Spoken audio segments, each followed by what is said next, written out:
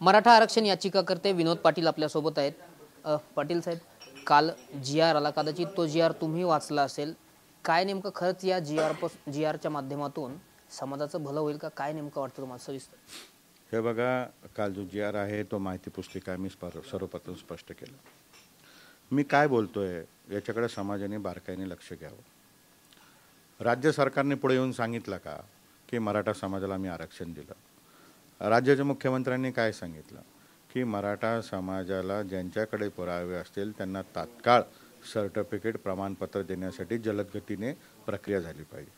या कागदात काय म्हटलेलं आहे की शिंदे समिती अभ्यास करत आहे, त्यांचा अहवाल आल्यानंतर सकारात्मक रीतीने सरकार काम करेल. ज्यावेळेस सरकार शासन निर्णय घेईल मराठा समाजाला ओबीसीमध्ये घेण्याचा, तो निर्णय टिकणार असेल तर आम्ही स्वागत करू. काल निर्णय झालेला नाही, काल कागद मिळालेला आहे.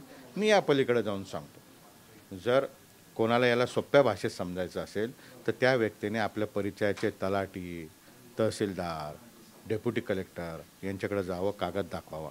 त्यांना विचारावं की साहेब हा कागद आहे, मी कसा अर्ज करू? माझ्याकडे कुठलाही पुरावा नाही आहे, मी कुणबी असलं तर मला सर्टिफिकेट मिळेल का? त्यावर उत्तर असं येईल की तुम्हाला आम्हाला देता येत नाही, तुमचा पुरावा आम्हाला लागेल, तुमच्या नातेवाईकामध्ये म्हणजे वडिलाकडच्या नातेवाईकामध्ये पुरावा लागेल, तरच आम्ही तुम्हाला सर्टिफिकेट देऊ शकतो. तर मी तुम्हाला हेच सांगतो की याच्यात आम्हाला नवीन काही मिळालेलं नाही. जे जुनं आहे त्याचीच माहिती सरकारने एका कागदावर लिहून दिलेली आहे. तुम्ही म्हणताय ही माहिती पुस्तिका आहे, मात्र दुसरीकडे जरांगे पाटील असं म्हणतायत की हा पक्का जी.आर. आहे, यामुळं मराठवाड्यातले मराठे आरक्षणात जाणार आहे असा दावा त्यांनी थेट केलेला आहे. नेमका हा काय गोंधळ आहे? मग ते म्हणतायत की हा पक्का जी.आर. आहे, तुम्ही म्हणतात ही माहिती पुस्तिका. त्यांचा जर दावा असेल तर छत्रपती शिवाजी महाराज करो, आई भवानी करो की हा दावा खरा निघो. परंतु मी समाजाच्या वतीने कायद्याची लढाई लढतो, न्यायालयीन लढाई लढतो. मोठमोठे वकिलाची फौज मी समाजासाठी उभी केली आहे. ज्यावेळेस मी लढत होतो त्यावेळेस 3 वेळेस नोकर भरत्या आम्ही करून घेतल्या. त्या 3 नोकर भरत्या टिकल्या. आरक्षण रद्द झाल्यावर सुपरनिमेट करून ते लोक परत आम्ही नोकऱ्यामध्ये आणलेले. हे सगळं करत असताना एक गोष्ट माझ्या लक्षात आलेली आहे की कायदा हा कायदा असतो.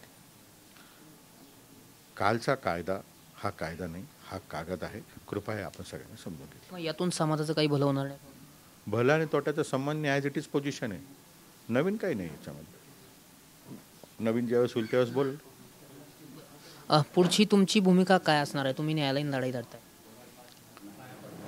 ओबीसीमध्ये मराठा समाजाला आरक्षण मिळालं तर त्याच्यामध्ये न्यायालयीन लढाईमध्ये काय सहकार्य करता येईल, काय जबाबदारी ते मी करेल. जे आरक्षण प्रलंबित आहे, जे हायकोर्टात पेंडिंग आहे, ते जलद गतीने पुढे आणून मी ते देण्यासाठी कटिबद्ध आहे. कारण मी अगोदर लढलेलो आहे, आताही समाजासाठी लढेल.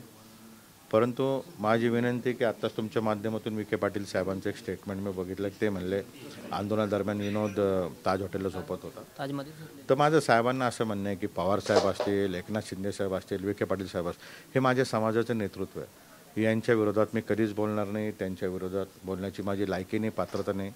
मला तुम्ही साहेब अजून शिव्या द्या, पण मला समजून सांगा नेमकं तुम्ही काय केलं, नेमकं तुम्ही काय करणार याची वाट मी बघेल. एकीकडे जरांगे पाटील असं म्हणतात की काही लोक दिशाभूल करण्याचा प्रयत्न करतायत, कारण त्यांच्या दुकानदाऱ्या आता बंद झाल्या असं थेट जरांगे पाटील. ज्यांचे दुकानं असतील, ज्यांचं मॉल असेल, ज्यांचं बंद झालं असेल, कदाचित ते त्यांच्यासाठी बोललं असेल. मी मराठा समाजाला व्यवसायाच्या दृष्टिकोनातून बघत नाही. हे माझ्यासाठी दुकान नाही, हे माझ्यासाठी समाजकार्य, हे माझ्यासाठी धर्माचं कार्य आणि मी धर्माचं कार्य करतो. खरं तर सगळे सोयऱ्याची अंमलबजावणी झाल्याशिवाय मुंबई सोडणार नाही, तसं माघारी फिरणार नाही असा ठाम निर्णय जो आहे तो जरांगे पाटलांनी घेतलेला होता. मात्र काल सरकारचं शिष्टमंडळ त्या ठिकाणी घेतलं, त्यांना जी.आर. सुपूर्द केला आणि ते उपोषण मागे सोडलं. त्यांनी ठाम निर्णय केला होता, सगळे सोयऱ्याची अंमलबजावणी झाल्याशिवाय मी मुंबई सोडणार नाही. हे बघा, परिस्थिती जशी जशी निर्माण झाली आपण बघितलं. हायकोर्टाने देखील त्या ठिकाणी भाग घेतला. मुंबईतले काही जनता विरोध जात होती आणि अशा परिस्थितीमध्ये राज्य सरकारने येऊन कागद दिला. तर मला वाटतं की त्यावेळेस तो निर्णय घेतला, तो योग्य निर्णय घेतला. कारण की एक वेगळ्या प्रकारचं चित्र मराठा समाजासाठी रंगवलं जात होतं. त्याबद्दल माझं दुमत नाही आहे. परंतु आज प्रश्न काय आहे?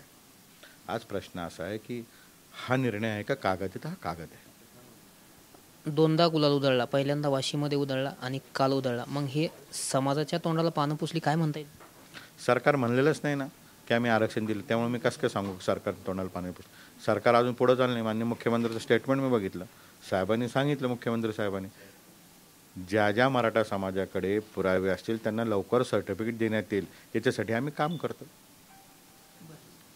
यामुळे काही फायदा होणार नाही?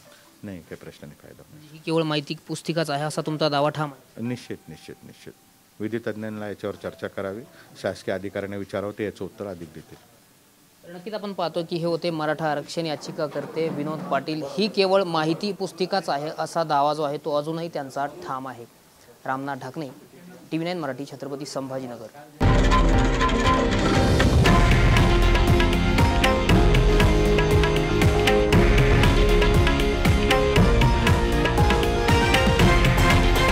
हे आहे देशातील नंबर 1 न्यूज नेटवर्क आणि आपण पाहत आहात TV9 मराठी, एकमेव.